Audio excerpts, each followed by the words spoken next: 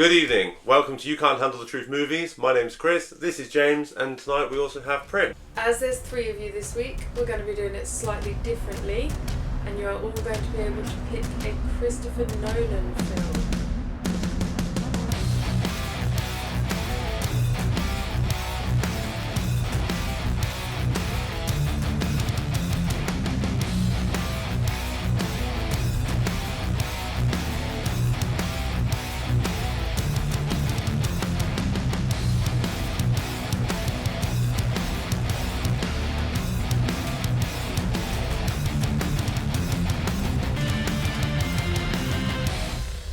Go on, Prim, as you're the guest, you go first. I can guess what he's gonna pick. Well, mine's going to be Dark Knight.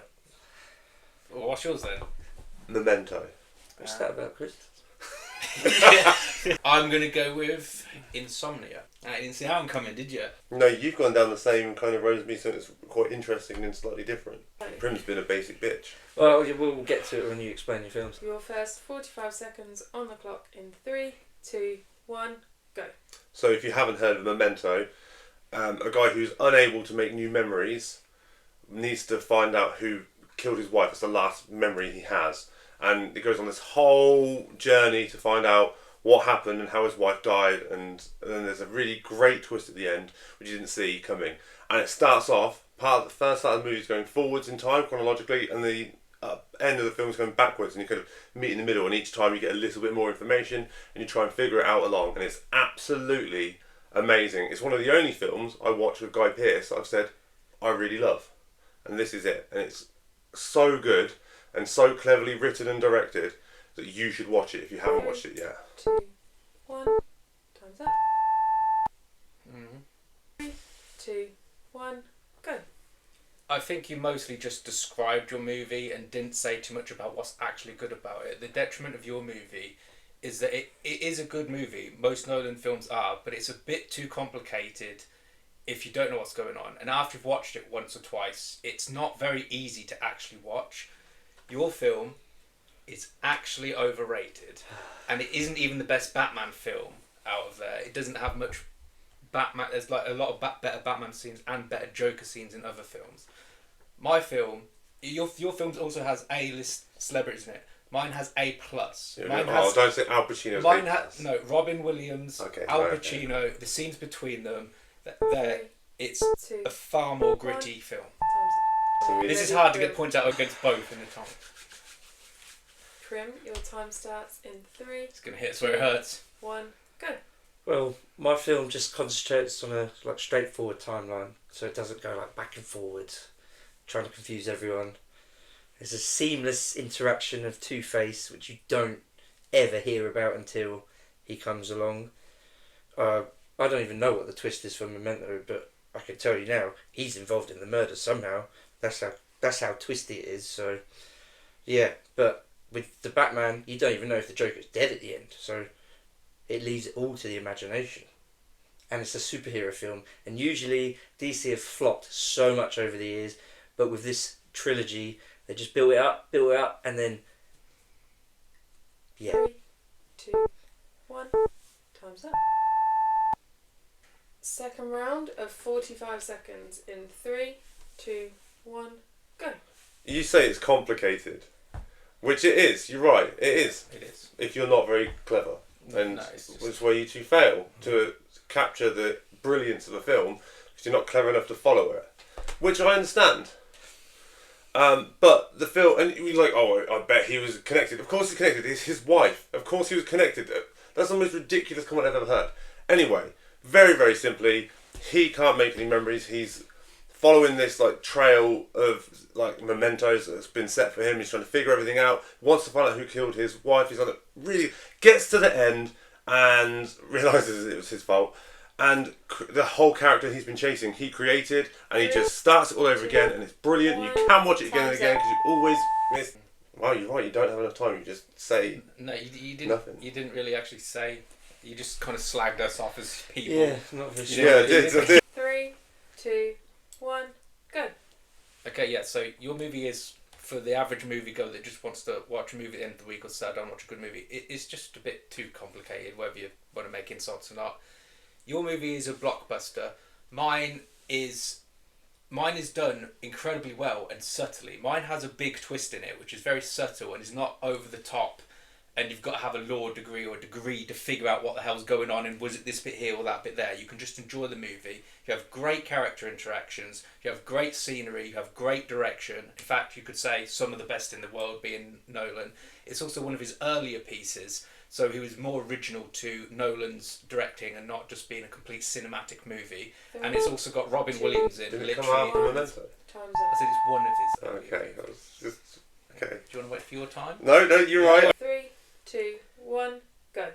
I think out of the three, the subtle twists and the simple twists that have the most impact are in this Batman film. Because he hasn't watched If I'm it. honest, because well, that's true as well. Because even if I did, I wouldn't remember all the main bits. Because even the main character needs sticky notes to remember what he does. So all these little mementos. I don't know about that. Just seems a bit of a smart way to say clue. Oh shit! I killed my wife. Somebody else could have told him that, and then have to keep telling him that over and over again because he's not going to remember. And your film, I don't even know what insomnia is apart from he couldn't sleep because he was guilty. No, he felt guilty about 3, killing his... 2, 1. Time's up. I don't know. I don't know where to go next. Okay, it's me next. 30 seconds on the final round. 3, 2, 1, go. So my film doesn't need lots of great actors and well-known actors to play a really good thing. Yeah, it doesn't have them. Yours has Al Pacino, who is actually a terrible actor, and it is literally Robin Williams, amazing, nearly ruined by Al Pacino and Hilary Swank. And you know what? It's not a bad film. It's a good film. It is better than Batman, but it's not as good as Memento. And you know, I think that's 30 seconds. So I feel like I don't know what else to say. Time's up. Okay. James, you ready for your final round? In Pacino's 3, bad. 2, 1, go. Your personal bias on Al Pacino is just a bit ridiculous because it's just obviously an irrelevant point, being that he's one of the biggest movie stars of all time in the biggest roles of all time. So that's just like saying Britney Spears wasn't a good singer. We all know that, but she was still one of the biggest of all time. It doesn't you can't say she doesn't do good shows. You've just got me with Al Pacino. I knew that would happen. That's why I did it. This is what I did to you last week. 3. No, don't do it to me! I've got things to say! I didn't say anything. Just for I clarification, didn't even get to say anything about Batman. I actually like Al Pacino as an actor. I just knew it would do that. 3, 2, 1, go. Again, the storyline, everything. It just you can remember it. Simple. Is it Yeah, though? it's so Is it simple. though? Is it because at the end of it you've got two villains, whereas you never expected the second one. You've also got. That happens. You got Gary Oldman in there as well, who plays the police detective. He's not too bad. I think you two suck. 3, 2, 1. Time. Insomnia is actually a really great film. Thank you. Is a really You great said film. that twice now. I just Right, and so is mine.